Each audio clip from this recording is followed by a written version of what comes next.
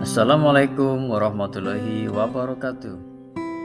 Koneksi antar materi, modul 3.3, pengelolaan program yang berdampak positif pada murid, oleh Tri Julianto, SPDSD CGP Angkatan 7 Kabupaten Cilacap, dengan fasilitator Bapak Sugiono MPD dan pengajar praktik Bapak Julianto MPD. Tujuan: CGP dapat melakukan koneksi antar materi yang telah dipelajari dari modul-modul sebelumnya untuk membuat sintesa pemahaman tentang program sekolah yang berdampak pada murid.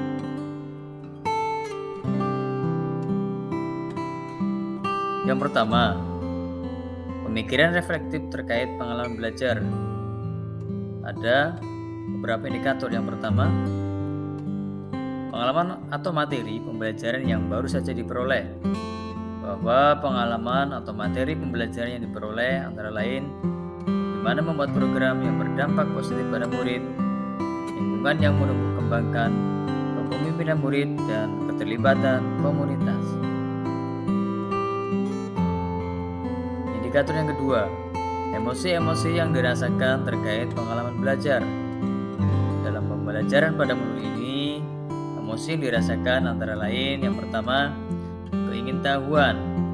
Saat belajar modul ini tentunya merasakan keingintahuan yang tinggi, ingin mengetahui lebih banyak, mengeksplorasi topik yang menarik, dan memperluas pemahaman.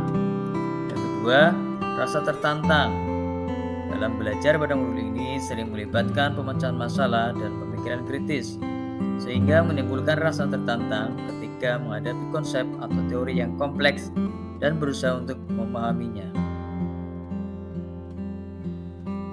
Kemudian, indikator yang ketiga, apa yang sudah baik berkaitan dengan keterlibatan diri dalam proses belajar. Yang pertama, peningkatan pemahaman. Dengan terlibat secara aktif dalam proses belajar, cenderung memiliki pemahaman yang lebih baik tentang materi yang dipelajari, menggali informasi lebih dalam, menghubungkan konsep-konsep yang berbeda, dan mampu mengaitkan pengetahuan baru dengan pengetahuan yang sudah ada sebelumnya. Kemudian yang kedua, memperkuat keterampilan kognitif. Melalui keterlibatan diri yang aktif, memiliki kesempatan untuk mengembangkan keterampilan kognitif seperti analisis, sintesis, evaluasi, dan pemecahan masalah. Selain itu, memperoleh kemampuan untuk berpikir kritis, mengambil sebuah keputusan yang informasinya didasarkan pada pengetahuan yang diperoleh. Indikator yang keempat, apa yang perlu diperbaiki terkait dengan keterlibatan diri dalam proses belajar?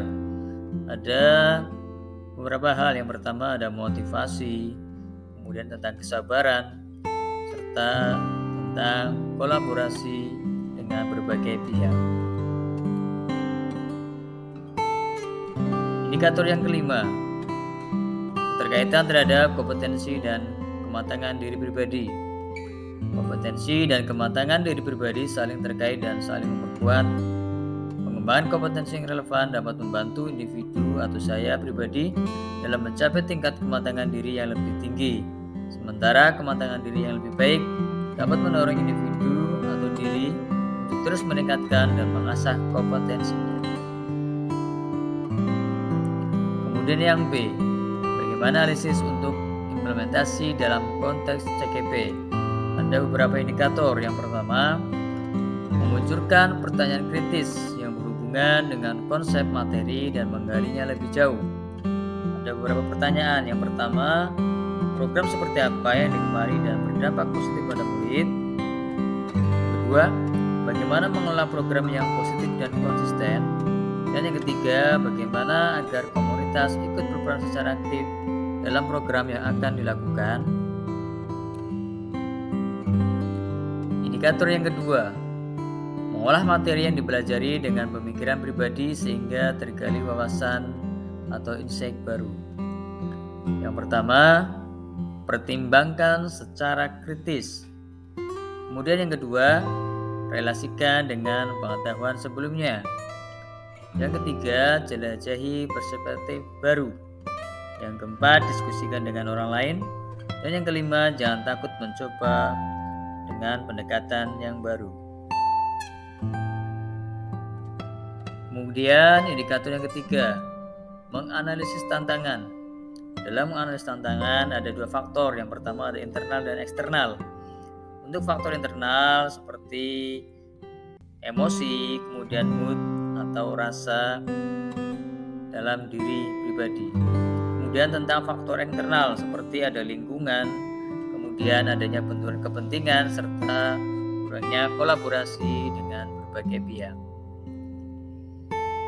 Kemudian indikator yang keempat, memunculkan alternatif solusi terhadap tantangan yang diidentifikasi. Untuk faktor internal, identifikasi pemicu emosi, kemudian bagaimana mengembangkan kesadaran diri, kemudian latihan pernapasan dan relaksasi, olahraga dan aktivitas fisik, kemudian cari dukungan sosial dan ekspresikan emosi dengan sehat. Untuk faktor eksternal yaitu membuat skala prioritas, kemudian sering berdiskusi dan melibatkan orang lain atau berbagai pihak. Untuk yang C, bagaimana membuat keterhubungan? Ada 4 indikator. Yang pertama, pengalaman masa lalu. Pengalaman sebelumnya sangat erat hubungannya sehingga menjadi modal untuk penguatan. Kemudian indikator kedua, penerapan di masa mendatang. Untuk penerapan di masa mendatang dengan mempertimbangkan aspek yang murahnya nanti berdampak positif atau berdampak baik untuk murid.